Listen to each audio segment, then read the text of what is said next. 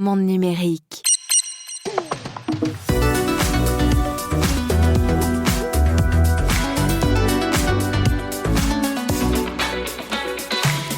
Meta, Google au tribunal, ça chauffe pour les GAFAM aux États-Unis. On ne rigole pas avec les abus de position dominante. On va voir ça en détail dans ce nouvel épisode de Monde numérique. Pendant ce temps-là, de notre côté de l'Atlantique, Meta veut entraîner ses IA avec les données personnelles des Européens. Mais ça coince à cause de la réglementation. Alors comment se protéger ? On va tout vous expliquer. Enfin, dans l'actu également, OpenAI lance 2 nouveaux modèles d'intelligence artificielle, des modèles qui résonnent, mesdames et messieurs, en tout cas c'est la promesse. Et puis, la maison mère de ChatGPT aimerait bien créer un réseau social. Comme chaque semaine, on retrouvera aussi Bruno Guglielminetti à Montréal pour d'abord évoquer cette séquence très judiciaire pour les géants de la tech. Et puis on parlera aussi d'intelligence artificielle et de journalisme. Dans la deuxième partie de cette émission, les interviews. Alors que la France veut relancer un cloud souverain pour reprendre son indépendance vis-à-vis des États-Unis, gros plan sur des sociétés françaises qui proposent déjà des alternatives aux solutions américaines. Vous découvrirez Jamspot, qui fournit des outils de travail collaboratif pour les entreprises, Vision, qui plaide pour une vision, celle des data space, afin d'exploiter les données tout en les protégeant. Et enfin, on découvrira une start-up très Web3 qui développe un outil de sécurisation des données grâce à la blockchain. Et tenez-vous bien, ses créateurs n'ont même pas 20 ans. Bref, une actu chargée cette semaine encore. Heureusement, vous avez choisi le bon podcast pour tout savoir et tout comprendre. Monde numérique, Jérôme Colombin. Salut, c'est l'hebdo de Monde numérique du 19 avril 2025. Ravi de vous retrouver pour ce nouvel épisode. L'hebdo, c'est chaque samedi 50 minutes de news et d'interviews consacrées au meilleur de la tech, disponible sur toutes les apps de podcast et sur YouTube.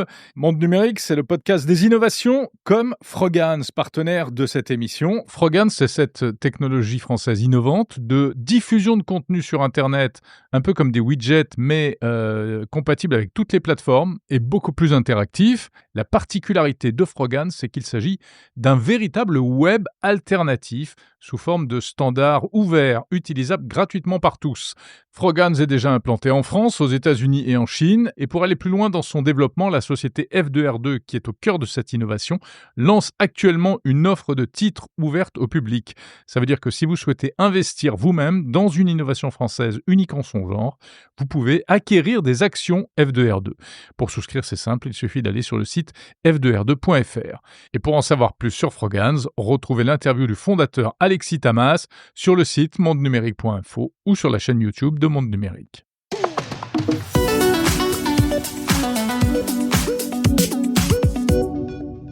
On commence par un tour d'horizon de l'actu-tech de la semaine et notamment ce gros coup sur le museau, sur la tête de Google, le géant américain de la recherche en ligne, qui est surtout en fait un géant de la publicité en ligne, vient d'être reconnu coupable aux États-Unis de pratiques anticoncurrentielles.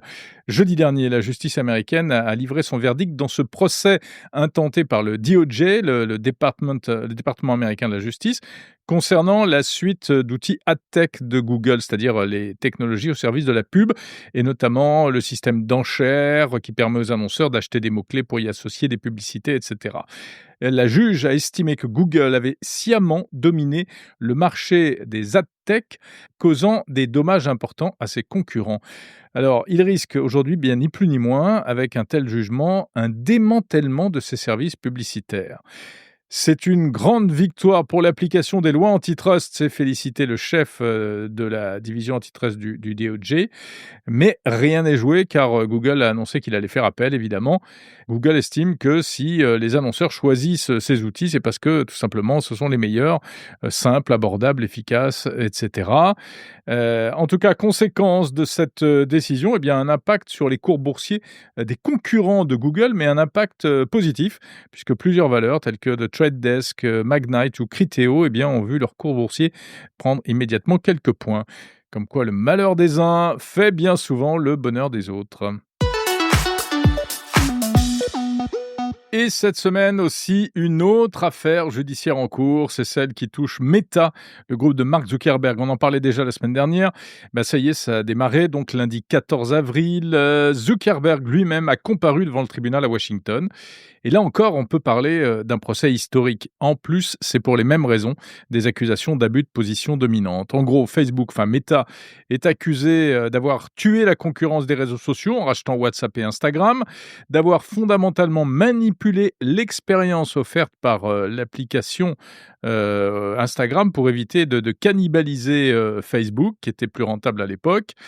Zuckerberg, donc, à la barre, a été interrogé, notamment sur un mémo de 2011 dans lequel il s'inquiétait de la faible performance de son application de partage de photos face à Instagram. Et du coup, c'est à ce moment-là qu'il aurait décidé de la racheter.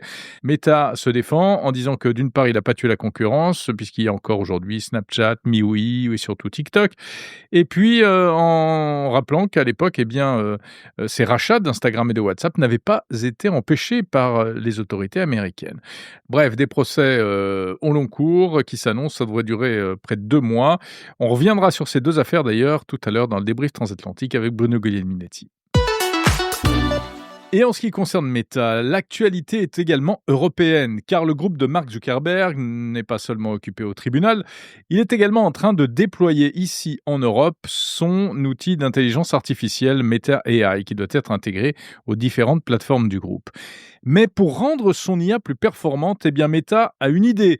Il veut entraîner ses modèles directement sur les données personnelles des Européens. Et oui, on parle donc de vos posts Facebook, de vos commentaires, de vos photos, de votre description de voyage ou même de vos réactions sous les posts de vos amis sur Facebook, Instagram, etc.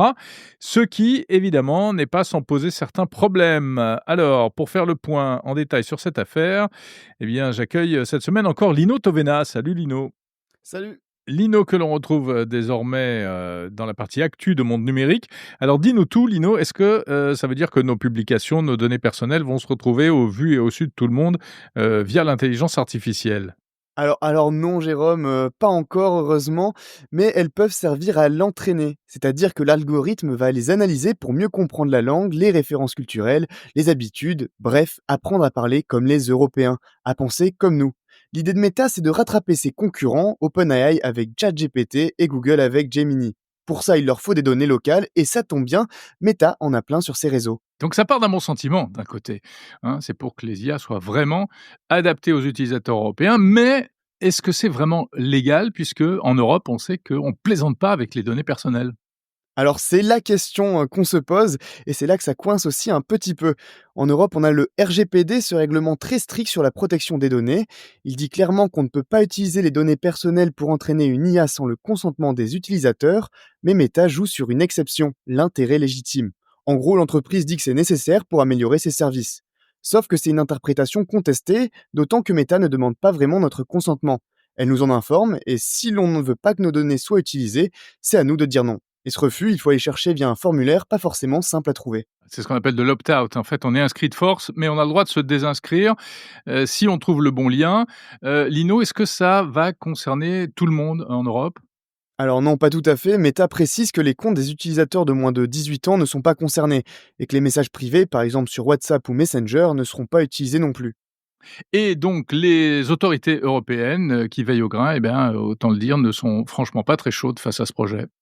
Ouais, effectivement, elle commence à réagir justement. La DPC irlandaise, c'est-à-dire le régulateur des données personnelles en Irlande, où est basé Meta en Europe, a déjà freiné le projet une première fois en 2024. À l'époque, Meta avait dû faire machine arrière. Aujourd'hui, l'entreprise revient à la charge en assurant avoir fait les ajustements nécessaires, mais une nouvelle enquête n'est pas à exclure et les défenseurs de la vie privée, comme l'ONG None of Your Business, c'est pas vos affaires en français, dénoncent une stratégie volontairement compliquée pour empêcher les gens de s'opposer efficacement à l'utilisation de leurs données. Alors concrètement, donc, si on veut éviter que nos données soient utilisées, comment fait-on? Alors, bonne nouvelle, on peut déjà dire non, ça c'est sûr. Meta a commencé à envoyer des mails à ses utilisateurs européens pour les prévenir, mais pas besoin d'attendre ce mail, il suffit d'aller sur une page dédiée, accessible sur le site du géant américain. Là, vous vérifiez que l'adresse mail affichée est bien la vôtre, normalement c'est automatique, et puis vous validez. Et quelques minutes plus tard, vous recevez un mail de confirmation, voilà, c'est fait. Ce refus n'empêche pas d'utiliser les outils d'IA de Meta, il bloque juste l'exploitation de vos données pour l'entraînement. Par contre, petit bémol, si vos amis ne font pas la même démarche, vos interactions avec leurs publications pourraient quand même être récupérées. Alors si vous êtes pointilleux quand on parle de données personnelles, c'est le moment de cliquer et peut-être aussi d'envoyer le lien à vos amis. Merci pour le conseil, Lino Tovena. Et à très bientôt dans l'hebdo. À très bientôt. Et toujours du côté de nos amis, les intelligences artificielles, il y a du nouveau du côté d'OpenAI cette semaine. La start-up américaine a encore lancé 2 nouveaux modèles de langage joliment baptisés O3 et O4 Mini. Particularité de ces nouveaux modèles, tenez-vous bien, selon OpenAI, eh bien, ils sont capables de raisonnement. Alors, de raisonnement à la fois à partir de texte, ça c'était déjà le cas en fait avec certains précédents modèles, mais également à partir d'images. C'est carrément l'innovation de la semaine, parce que qu'est-ce que c'est qu'une IA qui raisonne et en plus par rapport à des images? Eh bien, en fait, ça veut dire qu'elle ne se contente pas de répondre comme ça par réflexe du tac au tac, mais elle va analyser, comparer, déduire de ce raisonnement eh bien, ce qu'elle doit faire, un peu comme le ferait un humain quand il réfléchit. En fait, ça veut surtout dire que le modèle décompose le problème en plusieurs tâches s'il s'agit d'un problème complexe, comme par exemple planifier un itinéraire en tenant compte de plusieurs contraintes ou diagnostiquer des pannes, des problèmes techniques à partir de symptômes, etc., etc. Alors, ChatGPT, qui pourrait peut-être devenir un réseau social, ou en tout cas donner naissance à un réseau social. C'est la dernière rumeur, en tout cas dans la Silicon Valley, peut-être plus qu'une rumeur en réalité, car le PDG Sam Altman l'a évoqué publiquement. Ce n'est pas absurde sur le principe, parce que d'abord, OpenAI a de grandes ambitions, on le voit tous les jours ou presque.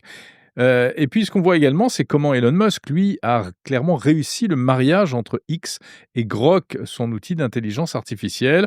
Grok est utilisé pour créer du contenu sur X, mais surtout également pour vérifier des informations, et puis comme un chatbot d'intelligence artificielle classique, on va dire, et notamment sur les faits d'actualité. Il n'est carrément pas trop mauvais, oui, je sais, c'est X, ça peut surprendre, mais c'est vrai.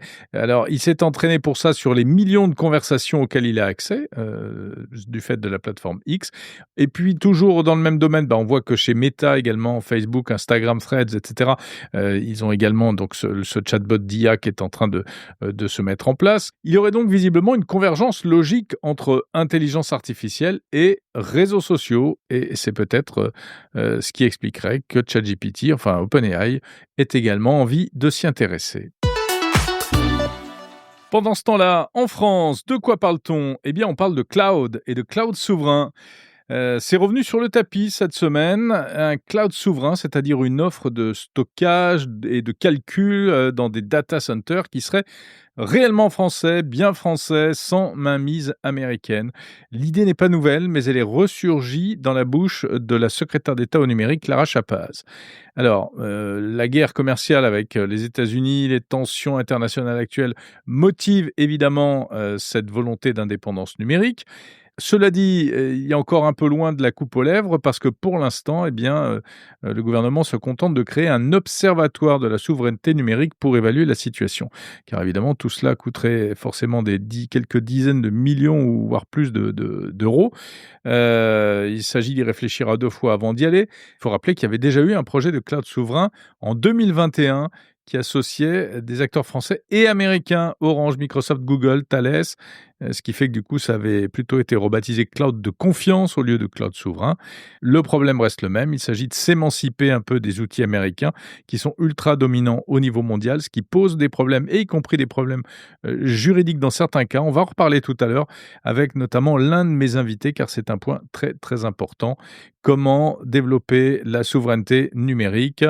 C'est bien beau de le dire, mais ensuite, il faut passer à l'acte, et ça, c'est plus compliqué. Et on termine par une affaire plutôt insolite qui s'est déroulée aux États-Unis le 26 mars dernier devant la première division du département judiciaire d'appel de New York.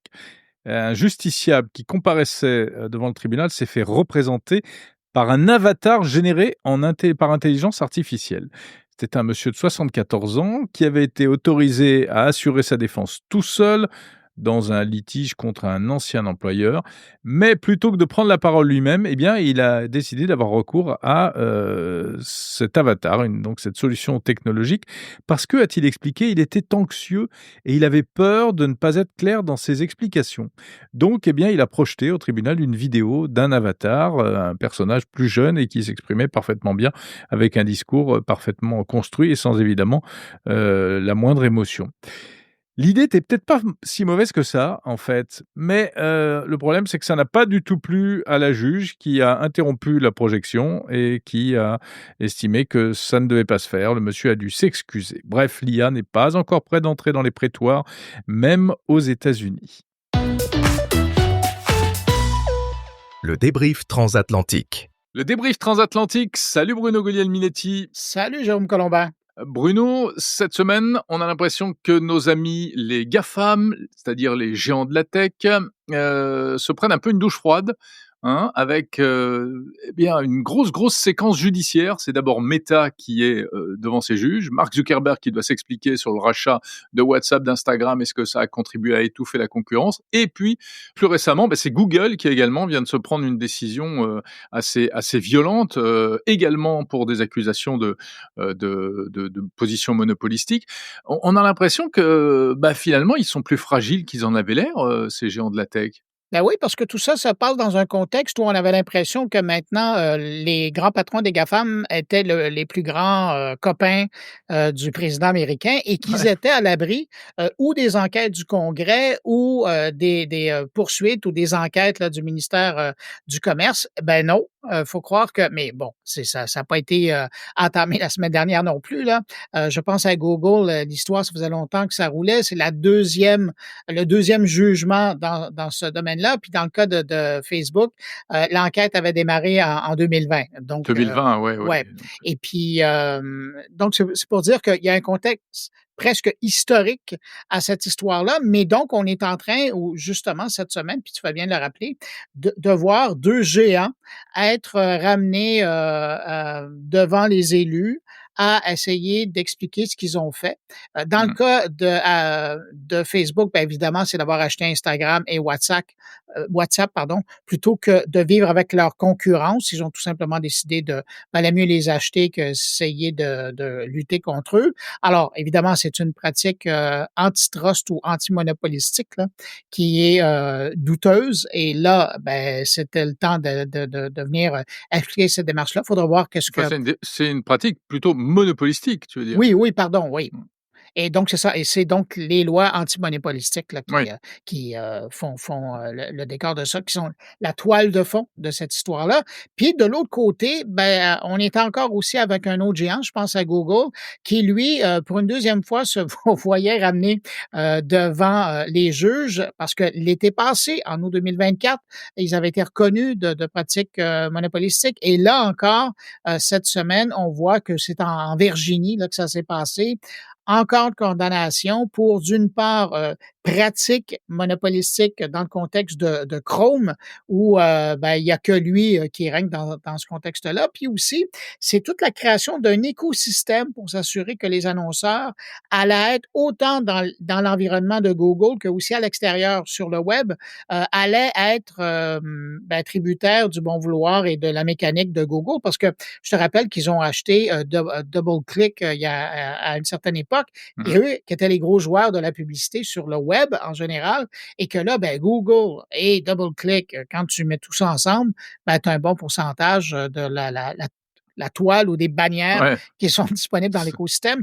Bref, c'est une machine de guerre. Oui, c'est une machine de guerre. Alors là, bref, là, ils se disent, il y a un moment donné, le gouvernement a dit peut-être que ça suffit. Ouais. Alors là, on siffle la fin de la récré, comme on dit en France. Alors, exactement. Alors là, ils ont été trouvés coupables, mais là, reste à voir quelles seront les conséquences. Du côté du gouvernement américain, on demande carrément à ce que Google soit retiré de Chrome et donc que par défaut, là, on puisse choisir notre moteur de recherche dans l'environnement du furteur Chrome. Puis de l'autre côté, qu'il y ait la partie vente de publicité qui soit retirée de Google, qui soit vendue à quelqu'un d'autre. Ouais. Je suis bien curieux de savoir qui va acheter ça. Est-ce que ça sera Apple? Est-ce que ça sera Elon Musk? On ne sait pas. Mais évidemment, pour Google, c'est comme tirer le tapis en dessous des pieds, là. Ouais, mais c'est intéressant parce que finalement ça rappelle quand même la réalité, américaine, hein, effectivement, on laisse grandir, des géants, on laisse devenir des entreprises devenir comme ça absolument monstrueuses, heu, Incontournable. incontournables, mais il y a une ligne jaune avec laquelle on ne transige pas aux États-Unis, c'est le monopole, la position monopolistique et ça depuis toujours. Tout à fait. Avant, c'était Microsoft, on s'en rappelle, au début des années 2000 et encore avant, AT&T. Et AT&T, donc dans les télécoms et il y avait encore eu des précédents, au début de la révolution industrielle avec les compagnies de chemin de fer, avec mmh les compagnies La compagnie d'électricité, Rockefeller qui avait payé le prix, ouais. voilà, tout à fait. Donc c'est le capitalisme dans toute sa splendeur, hein, non, mais c'est comme ça que ça fonctionne le capitalisme. C'est-à-dire qu'on a l'impression que c'est tout et n'importe quoi, mais non, c'est du laisser-faire, on laisse le marché, mais attention, il y a quand même quelques règles, et notamment celle-là et c'est pas la peine de faire 10 000 règlements préventifs. En revanche, le jour où on vous prend la main dans le pot de confiture, la justice se met en branle et là, on vous pardonne pas, quoi, J'aime qui que tellement vous ta soyez. vision, mais c'est ça. Ouais. Autre sujet Bruno, j'ai lu sur ton blog cette semaine, sur Mon Carnet, ça s'appelle Mon Carnet, mais c'est ton carnet, Ouais, merci de le préciser. point .blog, hein, c'est ça l'adresse Point d'ailleurs? .com ou point .blog, Point ouais, .com, ouais, ouais. OK. Bref, parce que c'est bien plus qu'un blog, hein, c'est un vrai site, Ah, c'est un empire, d'actualité et d'information. C'est un empire, c'est exactement. un empire. Fais gaffe à la position, Ouais, monopolistique. ouais, mais j'achète personne, là. Ouais, ouais, ouais, Je on fais dit que moi, ça, c'est tout. on dit ça. Parce que ça m'étonnerait pas que tu essayes de me racheter. Ah! À défaut de m'acheter. Ah! Et donc, tu as Ouais. fait un article sur les rapports un peu compliqués entre l'intelligence artificielle et les médias et les journalistes. Alors, c'est pas pour parler boutique et pour Non, parler, non, non, non, non, uniquement non. de sujets qui nous touchent, nous, professionnellement, mais c'est parce que les médias, ça concerne tout le monde, hein. Ouais. Et donc, c'est super intéressant. C'est compliqué les rapports entre l'IA et les rédactions. Que tu dis et c'est intéressant parce qu'il y a eu notamment, puis c'est un peu le cœur de mon papier, il y a eu des gens qui se sont rencontrés cette semaine. C'était un webinaire qui se passait en ligne, AI Trends in Journalism en 2025 et l'idée là-dedans, c'était de voir comment c'était, hem quel était le rôle? C'est drôle parce que juste avant qu'on se parle, j'étais avec un étudiant qui est en train de faire sa maîtrise et qui Mmh. parle justement, qui s'intéresse à l'utilisation de l'IA par les médias. Et puis, c'est un peu l'explication que je lui donnais. Je vais essayer de simplifier l'histoire parce que ça durait 1 heure avec lui. Mais Ouais. l'idée là-dedans, c'est que finalement, l'intelligence artificielle, c'est plus un luxe, c'est plus un gadget, c'est désormais une question de survie pour les salles de rédaction. Une nécessité. Oui, parce que là, la compétition, peu importe où elle est, la compétition l'utilise. Et de plus en plus, puisqu'on demande aux gens, moi je me souviens quand j'ai quitté Radio-Canada, c'était l'époque où il y avait, on demandait à un journaliste de faire son topo télé, la version radio, la version pour le web, et puis d'autres versions pour d'autres plateformes spécialisées en petit format vidéo. Là, à un moment donné, la boucane commençait à sortir de la tête. Alors que ce même journaliste, il avait travaillé 20 ans plus tôt, on lui aurait dit: «Tu fais ton topo radio ou tu fais ton topo TV», ce qui lui laissait beaucoup plus de temps pour Bien sûr. approfondir ses sujets. Et donc, on se retrouve dans un contexte où maintenant on demande énormément aux équipes d'information et là, l'IA, tu sais, j'en parle, puis je suis presque essoufflé. Et là, l'IA arrive en disant: «Mais ça peut être pas une bouée de sauvetage, mais un outil qui peut venir faciliter Un la vie». facilitateur, bien sûr. Exactement, des salles de rédaction et juste pour ça, c'est important. Puis après, ben, c'est de voir comment on peut l'utiliser pour optimiser les produits qui sont créés par les salles de rédaction, pour donner de la valeur ajoutée, de monétiser ce contenu-là et c'est dans le sens où maintenant, ben, il y a comme un consensus puis bon, je te parle même pas des a de l'agentique, des agents Ouais. IA qui vont pouvoir être créés. Donc il y a toute heu un nouvel écosystème qui peut se créer ou se juxtaposer aux salles de rédaction existantes qui fait en sorte que l'IA, ben, ça doit être envisagé de façon très sérieuse. C'est plus quelque chose qui va passer et c'est plus, un goût futile là, d'un journaliste ou d'une rédaction qui veut faire plus chic, plus neuf, plus moderne. Non, ça devient vraiment un outil qu'il faut absolument utiliser et c'est un peu ça, je résume grossièrement là, mais ça essentiellement, c'est ça la discussion et puis d'ailleurs, je mets un hyperlien vers tout le webinaire qui est offert, qu'on peut écouter ou lire en ligne. Et c'est offert par le World Association of News Publishers qui font un bon topo. Puis ça arrive au même moment où, en Italie, se tenait une rencontre, là, le festival de journalisme. Et puis aussi, moi, j'écoutais les échos là, de ce qui sortait de la rencontre et l'IA est en train d'entrer dans les salles de nouvelles. Mais c'est normal, Ah c'est oui? normal et ce qui n'est pas normal, c'est, de ne pas, accueillir cette entrée de l'IA, d'être uniquement sur les défensives et le problème, j'ai l'impression qu'on confond un peu la prise en compte des risques, parce qu'il y en a Ah, effectivement, avec, l'adoption ou pas. Il faut savoir ce que peut faire l'IA. Effectivement, elle peut poser des problèmes et le principal problème, notamment pour l'information c'est-à-dire qu'au début, on a, dans beaucoup de médias ont considéré que l'IA, c'était un générateur d'informations. C'était une sorte de Wikipédia interactif et puis dès qu'on va sur ChatGPT ou autre, on s'aperçoit que parfois il dit n'importe quoi. Donc, là, oh là là, mon Dieu, ce n'est pas possible, on ne peut pas faire entrer un outil comme ça dans une rédaction. Si c'est pour générer du contenu, il va générer n'importe quoi. C'est la fin des haricots. Mais on le sait, c'est le postulat, on le sait depuis 2023 que l'IA hallucine. Mais elle fait aussi plein d'autres choses. Elle peut réécrire des articles dans des formats divers, elle peut servir à collecter de l'information. Il y a l'IA agentique dont tu parles qui va permettre d'automatiser des tas de process parce qu'il faut savoir que produire de l'information aujourd'hui sur des tas de canaux différents, eh bien, c'est compliqué et c'est des tâches qui sont pas très oui, c'est valorisantes. laborieux. Ouais, ouais. C'est du copier-coller, c'est de la transformation, c'est du clic, c'est du machin, c'est de l'upload et c'est bête, quoi et là, effectivement, on attend beaucoup de l'IA et moi, je l'ai vu ici en France, il y a eu quand même de la part des grands médias une attitude très, très, prudente, mais plus que prudente, un peu, c'est récalcitrante en fait, par rapport à l'IA, alors qu'ils auraient dû se jeter là-dessus. Après bon, voilà, moi je vais, qui aime bien châtie bien, les médias sont très conservateurs. Voilà. Non, mais c'est vrai, Ouais, ouais, ouais, tout à fait. c'est pas des entreprises basées sur l'innovation. Non, C'est des gens, des journalistes qui sont enfermés dans leur process et cetera et il faut pas changer, il faut surtout pas, l'innovation, attention, c'est dangereux, on sait pas ce qui se cache derrière et tout. Donc il y a pas enfin moi je l'ai vécu toute ma carrière, à la radio, hein. ben, Je écoute, Jérôme, quand j'ai quand commencé à jusqu'à faire des ouais pardon, tu vois, quand j'ai commencé à faire des interviews en MP3 avec un téléphone ou à me connecter de chez moi pour, voilà, on me regardait avec des gros yeux, quoi. ouais. Non, puis j'allais dire, pense juste à l'arrivée de l'internet dans la salle de rédaction. Ouais. Ah Ça bah oui, ça on peut en ça, parler. c'était le jour et la nuit. Moi, je me souviens encore de discussions que j'avais avec des journalistes, qui mettaient pour la première fois leurs fesses devant le siège qui donnait à l'ordinateur le seul ordinateur qui était branché au World Wide Web à l'époque et puis ces gens-là, utilisaient le web comme si c'était un fil de presse. Il fallait leur dire que c'était pas un fil de presse. Ça Exactement, te donnait accès à n'importe quoi.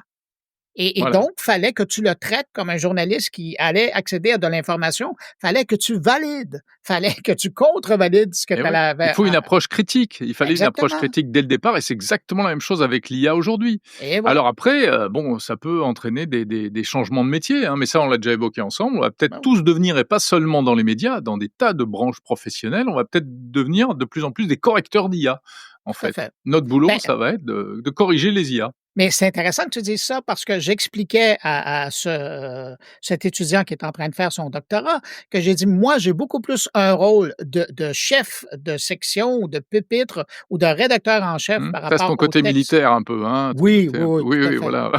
On n'est pas loin des États-Unis, c'est ça qui arrive, hein.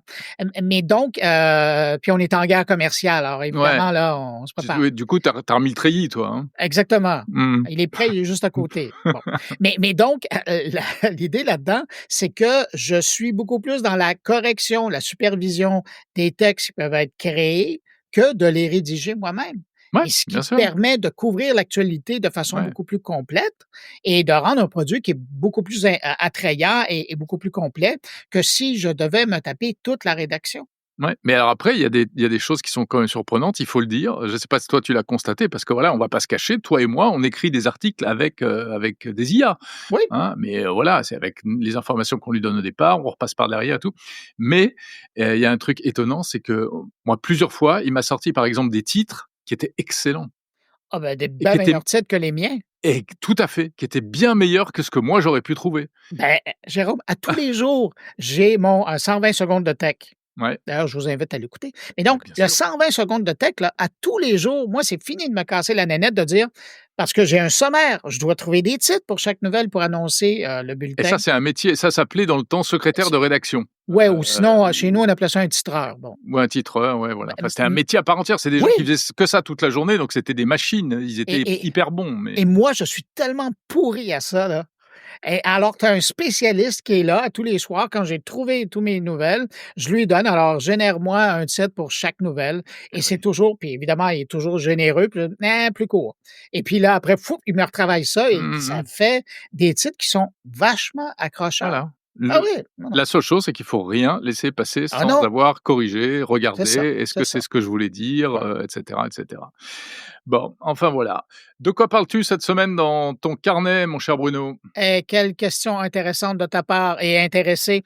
Euh, je te résumerai mon podcast, cette édition-ci, à une seule entrevue, mais quelle entrevue? Oh là là. C'est avec une des directeurs, directrices d'un livre qui est en train de sortir et qui parle de datafication de la Oh là! société. Mais ça, parce que tu le sais, toi et moi, puis même les gens qui nous écoutent, on génère de la donnée.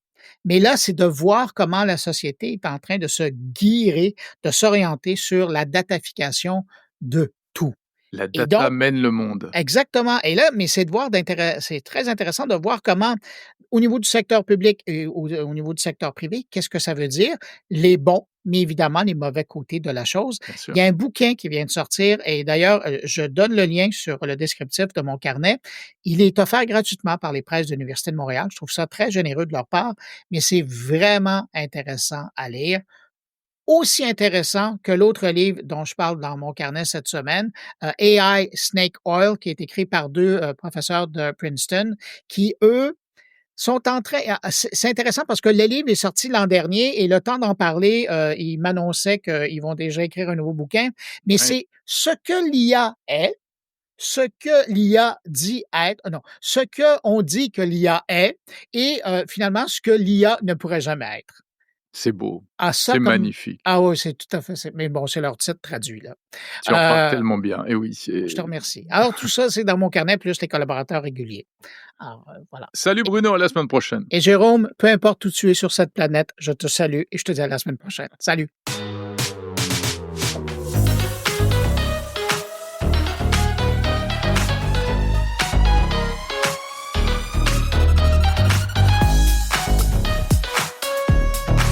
Monde numérique, le meilleur de la tech. On passe aux interviews de la semaine de Monde Numérique.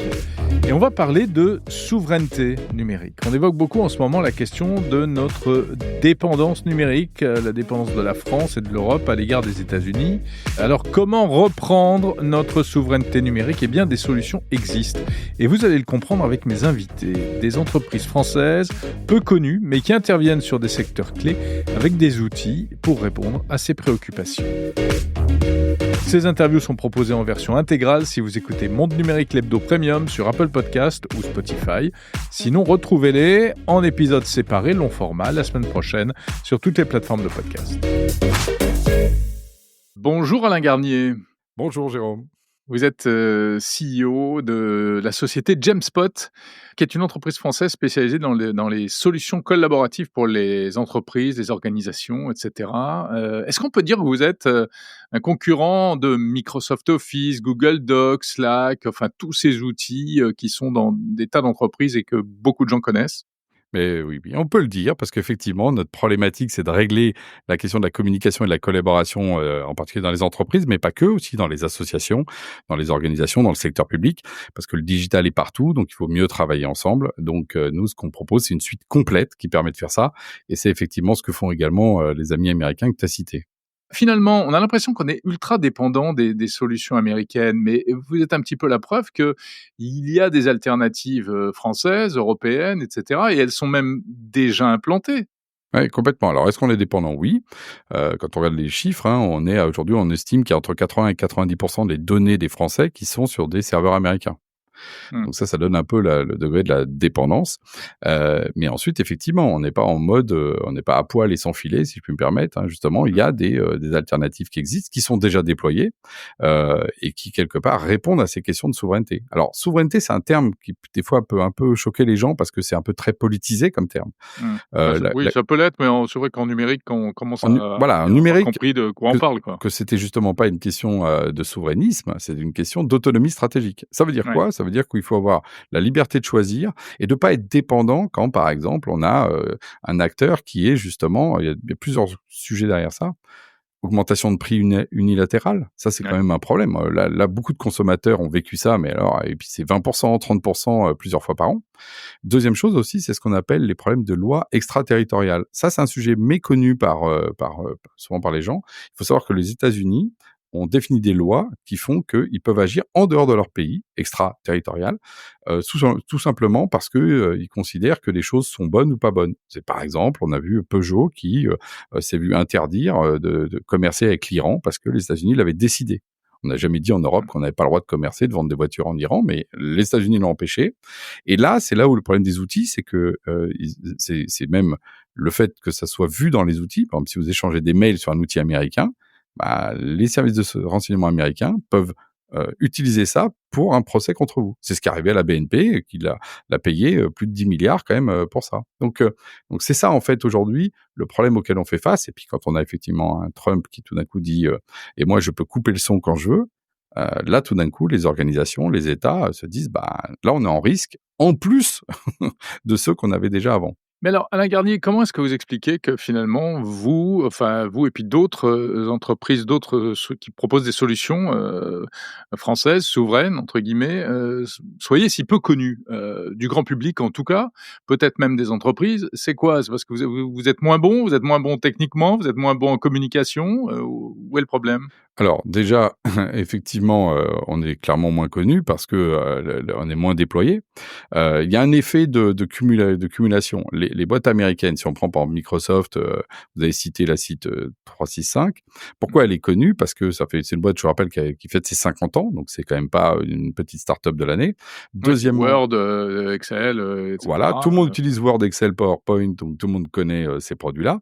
Et quand elle a amené les gens dans le cloud, elle les a un petit peu forcés, ou justement incité, avec en particulier le grand public. Et je rappelle, par exemple, qu'elle a donné gratuitement, si on regarde en France, la suite bureautique Microsoft à tous les étudiants gratuitement.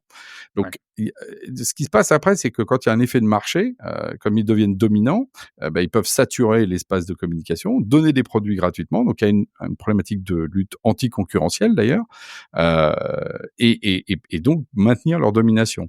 Ce qui fait que les acteurs comme nous, tout simplement, on grandit, on a une croissance, mais on a encore une part de marché qui est faible, voilà. Mais par contre, qui part d'une position telle que de toute façon, on ne peut que grandir.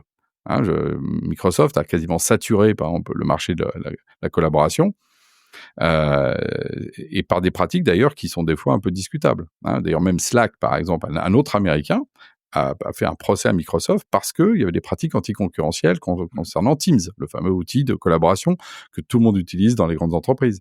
Oui, Pourquoi? qui a été intégré de force dans Office. Exactement. Donné gratuitement, intégré de force et avec des effets même fonctionnels qui étaient que même quand vous vouliez mettre un lien de visio vers Zoom ou vers Jamespot, on mettait un lien Teams quand même par-dessus. Vous voyez, ça c'est des pratiques. Oui. Google fait pareil avec Google Calendar. Mais ils ont là-dessus, les GAFAM, d'ailleurs, Google avant avait un truc, c'était Don't be evil. Ne fais pas le diable, ne fais pas le mal. Bizarrement, il y a quelques années, ils l'ont enlevé doucement, sans faire trop de bruit. Oui, c'est qu'ils ont commencé à se comporter de manière un peu négative. Alors, il y a des retours de bâton aux États-Unis, il y a des procès régulièrement. Là, en ce moment, c'est Meta qui est sur le grill. Tout à fait, et à juste titre. Donc, à un moment donné, justement, moi, je suis vraiment de ceux qui ne disent pas « la fin justifie les moyens ». Je pense que c'est une très mauvaise chose qu'on ait des boîtes qui soient dominantes pour plusieurs raisons. D'abord, elles nous paupérisent. 2, elles imposent un standard unique qui, du coup, enlève la diversité et l'intelligence qu'il y a derrière.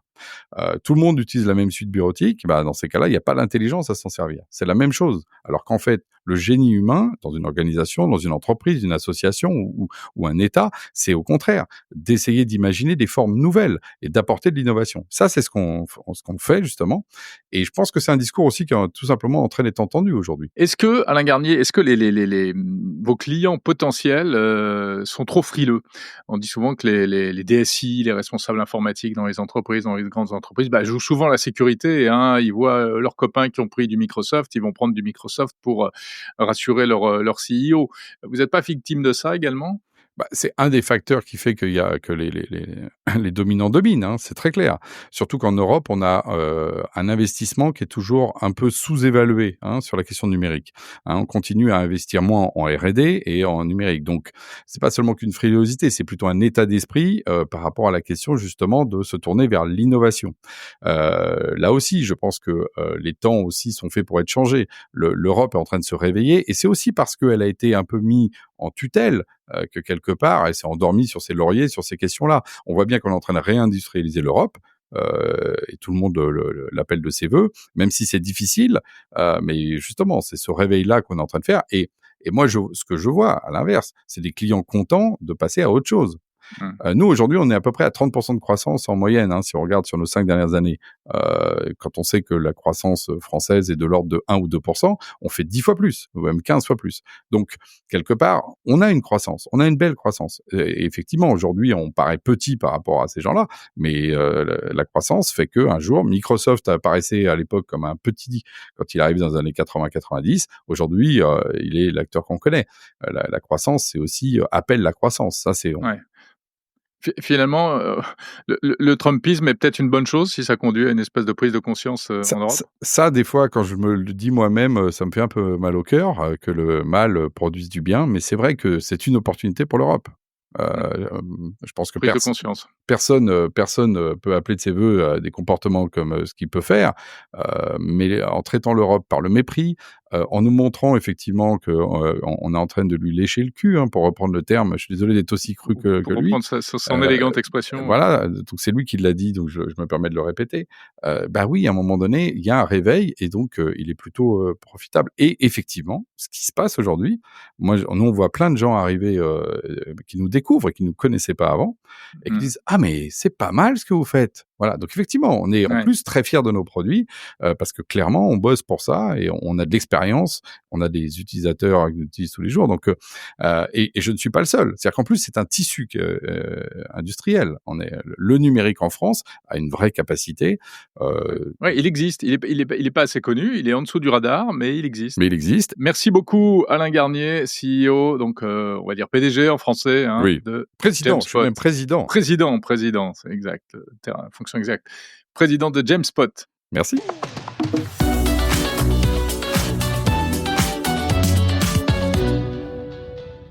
Bonjour Mathias Debièvre. Bonjour Jérôme.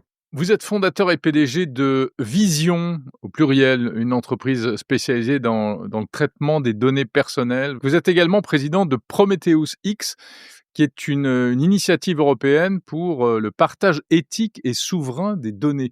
Alors, c'est vrai que la souveraineté, les données, on en parle beaucoup depuis plusieurs années, mais encore plus aujourd'hui, on va dire, dans un contexte plutôt tendu entre les États-Unis et l'Europe.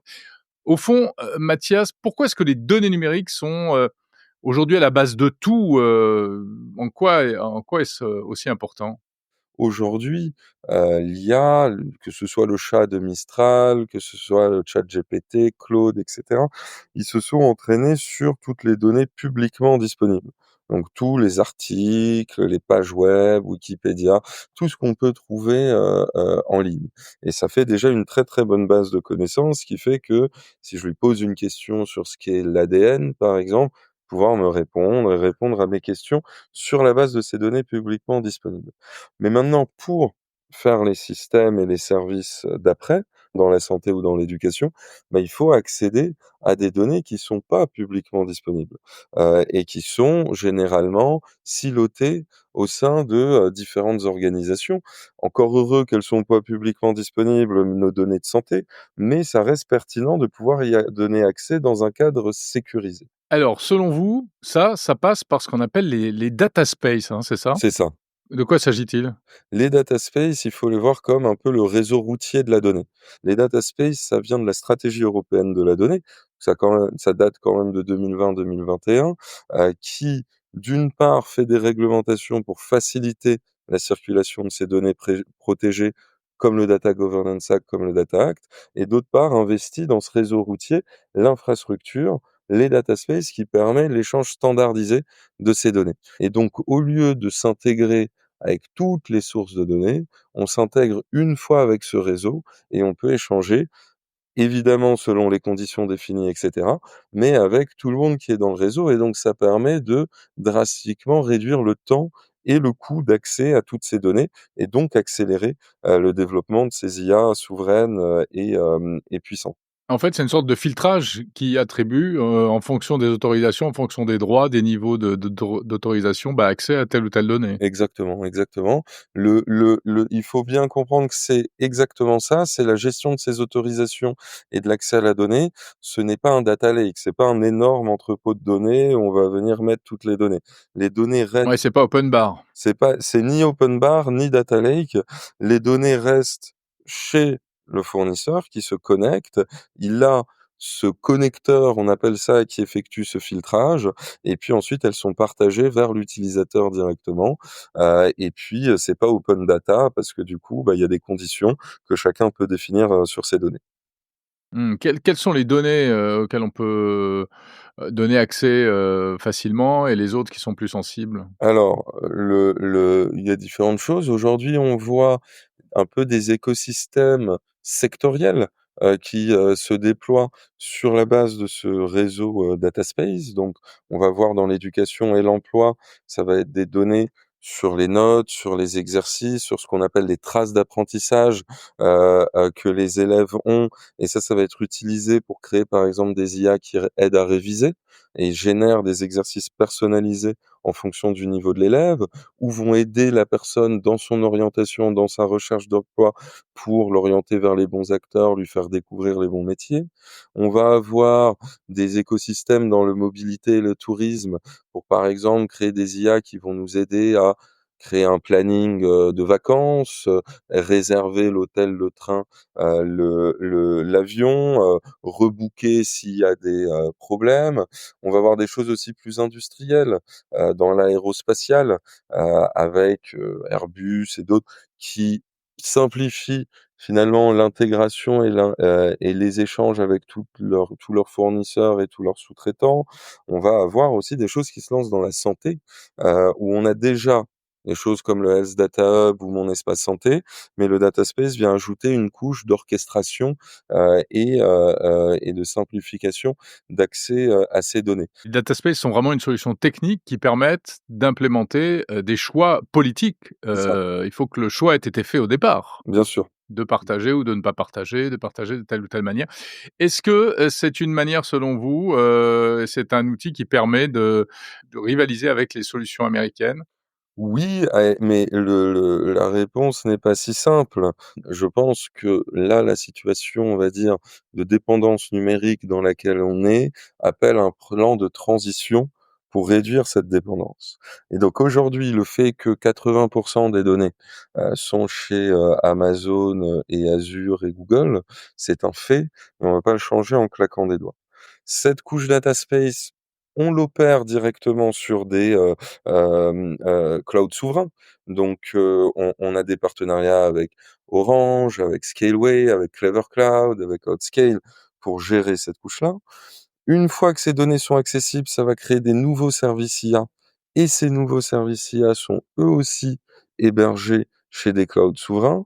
Et donc on voit que grâce à ça, on permet de créer, des nouvelles couches, qui reposent, elles, et des nouveaux services qui reposent, eux, directement sur des clouds souverains, et donc de pas répéter les erreurs qu'on a pu faire, précédemment. Ça va permettre aussi, bah, de commencer à renforcer ces clouds souverains et de progressivement, migrer certaines parties des données qui sont aujourd'hui chez Azure et AWS et les autres vers ces clouds souverains. Et ça permet donc de construire cette alternative. Et comme je le disais, on a la solution technique, on a l'alliance des acteurs techniques pour le faire. Il s'agit aussi de choix politiques, aussi bien côté privé que public, pour commencer à utiliser, à se connecter là-dessus et à développer ces nouveaux services IA grâce à cette nouvelle architecture. Merci Mathias Debièvre, fondateur et PDG de l'entreprise Vision, et je rappelle que vous êtes également président de l'initiative européenne Prometheus X. C'est ça. Merci beaucoup, Jérôme.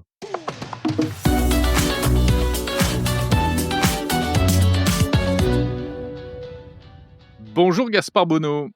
Bonjour. CEO, donc président de Div Protocol. C'est ça. Div Protocol, en fait, c'est un logiciel, un protocole qui permet de sécuriser des données grâce à la blockchain. Globalement, ce qu'il faut retenir, en fait, c'est que ça fonctionne sous forme de cloud. Et nous, la particularité, c'est qu'on donne l'intégralité de la souveraineté des données à nos utilisateurs. Nous, on ne détient pas la data qui est stockée. On a uniquement développé le protocole qui permet d'aller les stocker. Et donc, à l'instar des clouds qu'on connaît chez Google, OVH, AWS, Apple, toutes ces entités détiennent vos données. Nous, on les détient pas. On est seulement l'outil qui va permettre de les stocker. Et ça, c'est un enjeu majeur parce que ça permet, comparé à toutes ces sociétés qui peuvent utiliser à leur escient les données, nous, on n'a pas la main dessus. Donc, vous êtes le propriétaire de celle-ci. D'accord, mais elles sont bien stockées quelque part. C'est ça. Elles sont stockées sur un système. Alors aujourd'hui, on utilise IPFS. On est en train de développer d'autres choses pour être plus performant. C'est des réseaux en fait décentralisés. C'est du peer-to-peer? Oui, c'est le réseau qu'on utilise actuellement, donc International IPFS. IPFS, c'est mieux. Je vais me perdre. C'est un réseau peer-to-peer. OK. Donc on comprend bien que c'est une solution qui est vraiment, très technique, hein, qui se situe dans des couches un peu basses quand même, Ouais, c'est bien pas sûr. des choses qu'on voit, c'est pas, frontal pour l'utilisateur. Malgré tout, quelles sont les applications? Qui peut utiliser, votre solution? Qui pourra utiliser votre solution? Pour le moment, on s'adresse aux sociétés type banque, notaire, avocat et après, pourquoi pas à long terme se développer en B2C selon l'évolution du marché et ce qu'on pourra faire. Mais enfin, les données qu'on stocke sur des clouds, elles sont déjà sécurisées. Elles sont chiffrées, et cetera. Donc, qu'est-ce que vous apportez de plus? Alors, la première particularité, moi, les clouds, je les vois un peu comme un grand panier dans lesquels on va mettre des œufs et puis on va mettre plein de chaînes autour et on va prier pour que tout n'explose pas. Bon, bah, nous, on met chaque œuf dans un panier différent. S'il y en a un qui explose, de toute façon, en fait, c'est même pire que ça parce qu'on a la sauvegarde de l'œuf dans un autre panier. En fait, la différence, elle est là. C'est qu'aujourd'hui, vous avez beau sécuriser ce que vous voulez, demain, si on décide de cramer un cloud, si, il y a, des hackers très compétents qui hackent un cloud, les données sont stockées dans un serveur qui est précis, il y a beau avoir des backups, vous allez perdre vos données.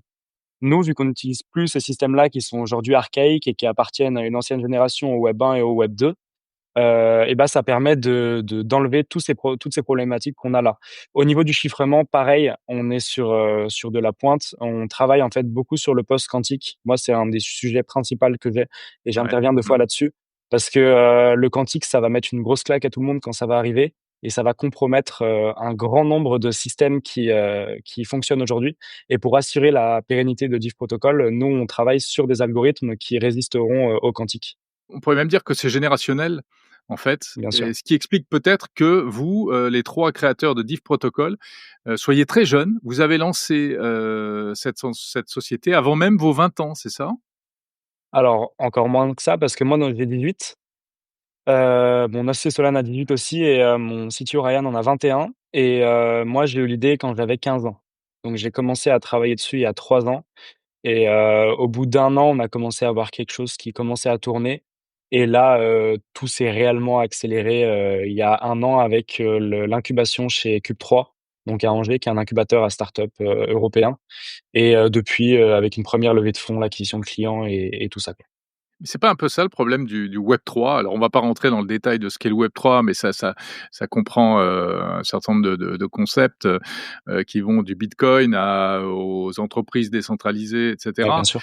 Alors c'est vrai qu'il y a eu un engouement à un moment et puis maintenant on a l'impression que c'est complètement retombé, on en parle beaucoup moins. Est-ce que c'était qu'un effet de mode ou véritablement il y a une technologie, enfin il y a derrière des technologies qui sont, encore promises, d'avenir? Enfin Bah, prometteuse? moi, alors, je suis dans le Web 3 depuis 6 ans. J'ai acheté mes premiers bitcoins quand j'avais 12 ans et donc j'ai eu le temps de voir un peu le marché évoluer et aujourd'hui, je suis associé à des gens qui y sont depuis plus d'une dizaine d'années et heu et en fait, il y a plusieurs cycles dans le Web 3 et le problème, c'est qu'aujourd'hui, le Web 3 est trop relié aux cryptomonnaies, à mon avis. Ouais, C'est-à-dire que quand les cryptomonnaies pètent, le Web 3, c'est génial et quand tout se casse la gueule, le Web 3, c'est très mauvais. ouais. Et donc il y a cet système de cycle où on n'arrive pas à différencier la technologie, donc ce qui est développé par des sociétés et l'aspect financier qui, au final, est complètement décorrélé. Le bitcoin utilise et les cryptomonnaies utilisent la blockchain, donc la technologie Web3, mais aujourd'hui, on est capable de faire plein de choses avec la blockchain sans utiliser de cryptomonnaie derrière. Et donc ça, c'est un petit peu l'enjeu qu'il y a. Et donc par contre, pour côtoyer d'autres entrepreneurs qui travaillent sur la technologie, Web3 et qui essayent de l'amener à des utilisations, dans le monde courant, non, là, il y a quelque chose qui est réellement en train de se faire et ce sera pas un effet de mode. C'est juste qu'on est encore, nouveau, c'est très early, ça parle à peu de monde et ça va mettre du temps, mais comme toute nouvelle technologie, il faut le temps que ça s'installe et pour que ce soit bien fait, encore une fois, il faut qu'on arrive à faire en sorte que ça ne soit pas dans un système où ça frustre l'utilisateur, où il y a une complexification de la chose.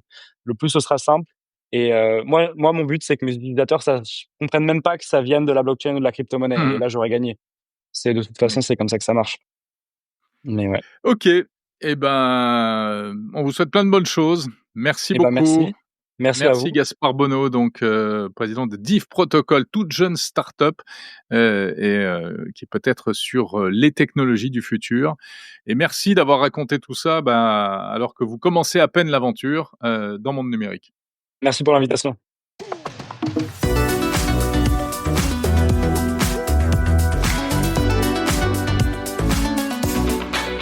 Et c'est la fin de cet épisode de Monde Numérique, l'hebdo. Merci d'avoir suivi jusqu'au bout. N'oubliez pas surtout de laisser un commentaire et des petites étoiles à propos de ce podcast sur votre plateforme d'écoute.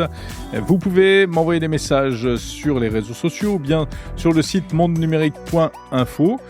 N'hésitez pas à vous abonner à la newsletter. Vous êtes de plus en plus nombreux abonnés à la newsletter de Monde Numérique, qui est une autre façon d'être en contact à propos de l'actualité tech. Voilà, on se retrouve samedi prochain. Juste avant, il y aura toutes les interviews. Un épisode par semaine, c'est la promesse de Monde Numérique. Les interviews intégrales. Et puis, d'ici là, passez une très bonne semaine pleine de tech. Salut.